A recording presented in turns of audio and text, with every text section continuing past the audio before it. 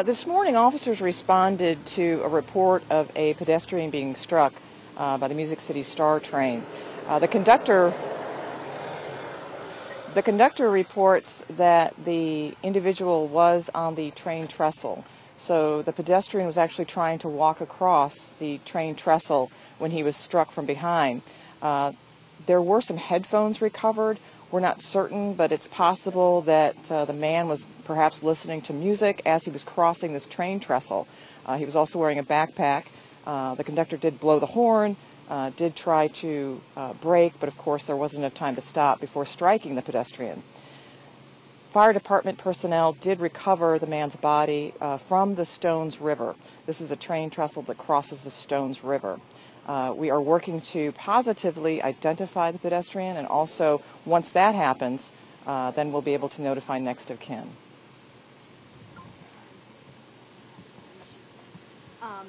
So, not identifying the man's age or name at this point, we don't have any idea why he was on the train tracks. It seems kind of like a remote area over there. He was walking across the train trestle, presumably to cross the river. He was wearing a backpack. We have heard that there were headphones recovered or ear buds recovered. So it's possible his back was to the train. It's possible he did not hear the train coming. Chris, do you guys know if this was a homeless man? Do you have an address? He lived somewhere? We have no identification regarding the pedestrian at this time. The medical examiner will work to make positive identification. He was seriously hurt in this crash, so identification will be more challenging. But again, we will make identification. Once that occurs, then we'll notify next of kin. But at this point, we do not know who this individual is or his background. Do people normally walk across the tracks in Missouri? I don't know. I don't know that. I was just going to say, kind of along those lines, as far as just train versus pedestrian, when you hear about it, but the whole situation just seems even more, I guess, unusual. This is the first situation like this that I'm aware of. With me is Amanda McClellan from the MTA. Amanda? Chris has pretty much provided all of the information that we have so far.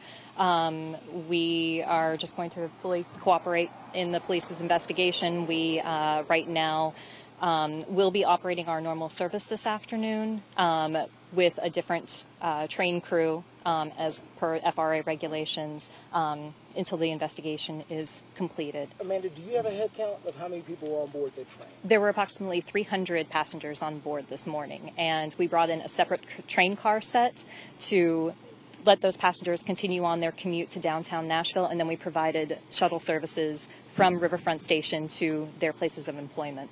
Just for the record, no injuries of any of those passengers you guys have been made aware of? No. Okay. So that's about an average number for, let's say, a Tuesday morning, 300 or so? This was at approximately 7:20 a.m. From what I've been told, so that was in the middle of our commute. That was probably one of our heavier of the 3 trips that we take in the mornings, but we transport approximately 1,000 passengers a day, so that's about average for us. Do you know the last stop that train made before this happened? Or what was the last station? That hasn't been confirmed to me, but given our location right now, I would think that that's the Hermitage station. And then there were passengers waiting at the Donelson station that we were able to later accommodate. That's where it was headed to? I'm sorry. That's where it was headed to? Yes. Okay. Chris was mentioning, the conductor, he was honking, he was doing it sounds like he was doing everything he could to alert this person walking. That's kind of what you look for in these types of situations as far as your own investigation. Can you talk just a little bit about that? That's really all the information that I have about that right now, but the train operation group they have a good safety record when it comes to these things, and they are trained professionals, so I'm under the impression that they did everything that they were supposed to do. I'm sorry. 2 questions here. There used to be videotape ongoing of every single minute that the train was running, especially in the front end heading towards. If the tape was rolling during this particular incident? That hasn't been made aware to me right now, but okay. I can find that out. Also,